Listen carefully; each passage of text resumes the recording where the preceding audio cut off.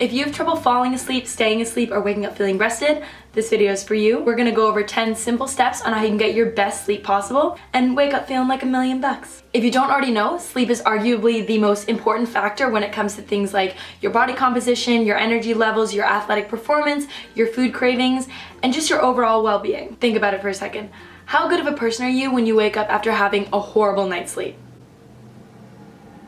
Sleep is a crucial component for us living our best lives and getting the most out of every single day. So it's definitely something we want to focus on, and these 10 tips are going to make it a lot easier for you to get the sleep that you want and deserve. Tip number 1 is to wake up at the same time every single day. What this does is stabilize your circadian rhythm, otherwise known as your biological clock. So it's the processes in your body that operate over a 24-hour period. And waking up at the same time every single day will also prompt your body to want to sleep at the same time every single day. So it's really solidifying that circadian rhythm, that 24-hour biological clock, and it makes going to sleep on time each night a lot easier. Tip number 2 is to have an electronic curfew. Exposure to blue light at night actually suppresses your body's production of melatonin, which is essentially your get good sleep hormone, and it is absolutely essential for getting long, restful, and restorative sleep. One of the reasons that you may wake up feeling groggy is because your body isn't producing enough melatonin as you go to sleep, and you're unable to stay in those deep cycles of sleep for long enough for your body to restore itself so that you can wake up feeling energized and feeling rested. Artificial light suppresses melatonin because it actually triggers the production of cortisol, and when cortisol is up, melatonin is low, so they're on an opposite operating system. So when you go to bed and you're kind of tired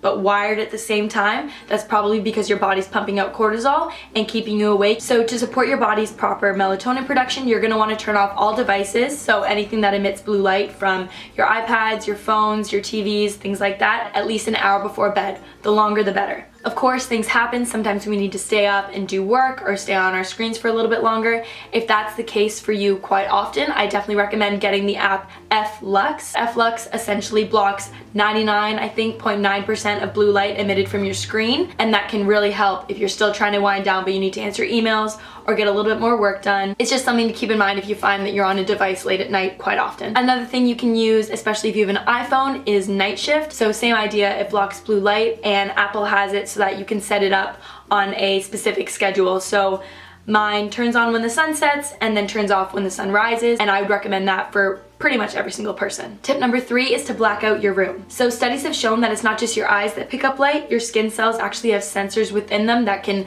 pick up light and signal to the body that it's daytime. To stop this, the general consensus is that when you lie down to go to bed, you shouldn't be able to see your hand within 1 foot of your face, so your room should be dark enough. So just to give you a little bit of perspective, a study was published researching the effect of light and sleep disruptance. So they actually only put a small amount of light on the underside of someone's leg, and that was enough to disrupt their sleep patterns and take them out of deep sleep. Fortunately, this is a really simple and easy thing to do. You can actually do this tonight. Blackout curtains are probably the most plausible option. You can get them at places like Walmart, Target, anywhere there. I think they're like $15. I tend to make my own. I just put a blanket over my windows, and I've noticed a world of difference. So far, this has probably been my most useful tip, aside from turning my phone off a couple hours before I go to bed. Tip number 4 is to not have caffeine after lunch. Depending on the person, the caffeine supplied in just 1 cup of coffee can take anywhere from 1 hour to 6 hours to wear off. So again, if you kind of get that tired but wired feeling when you're going to bed, caffeine may be to blame. I recommend not having caffeine anytime after 2 p.m. just in case you are one of those people that doesn't metabolize caffeine very well. You can still get it out of your system by 8 p.m. On the flip side, caffeine can actually be very beneficial in the morning to help give that little spike of cortisol and again start your circadian rhythm. By no means should you be having it after 2 p.m.,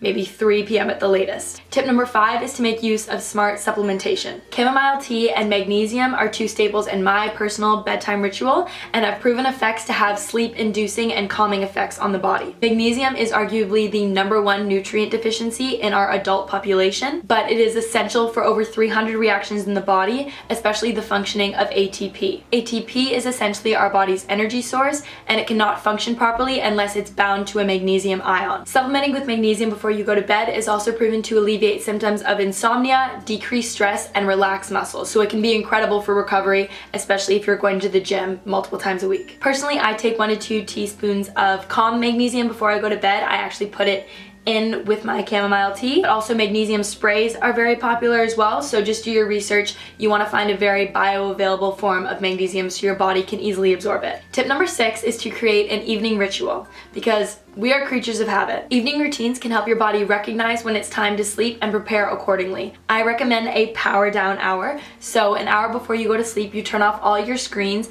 and you occupy your time with things like reading or meditation or talking to friends, hanging out with your partner. The list goes on. But essentially you just occupy your time with calming things that can allow your body to get ready for sleep within an hour of you going to bed. Tip number 7 is to not eat too closely to your bedtime. This is because when you eat, you actually get a spike of cortisol, which can vary depending on what you eat.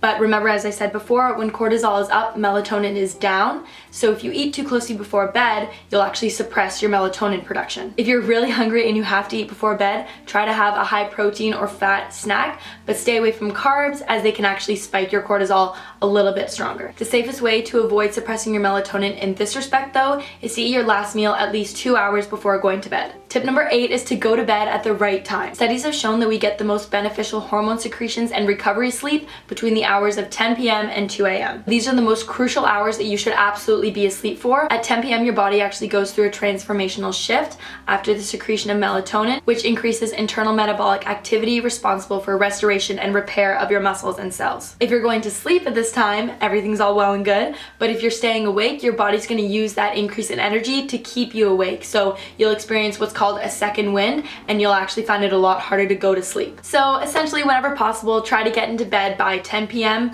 at the latest, maybe 11:30 to really reap the benefits of those 4 crucial hours. Tip number 9 is to get your room cool, because when we're getting ready for bed, our body core temperature actually drops to help us prepare for sleep. And this thermoregulation process, so the process of maintaining your body's core temperature, is crucial for getting a good night's sleep. Studies have shown that approximately 68 degrees Fahrenheit is the best temperature for falling asleep, but you should definitely be staying within 54 to 75 degrees Fahrenheit because anything beyond those ranges can interrupt your sleep. To help this process, you can also take a hot shower or bath about 60 to 90 minutes before going to sleep, as it can help your body lower your core temperature. So our final tip, and tip number 10, is to treat sleep like a priority. If you don't already know the benefits and importance of sleep, you definitely need to, so you can just find that on Google, do a quick little search, read up about it, because you should definitely be treating this as something very high on your priority list. What do we do with things that are important? We schedule them. So if you really need to, set a reminder on your phone to say, hey, it's time for you to get ready for bed. Also make sure you're not scheduling events or meeting with friends or anything like that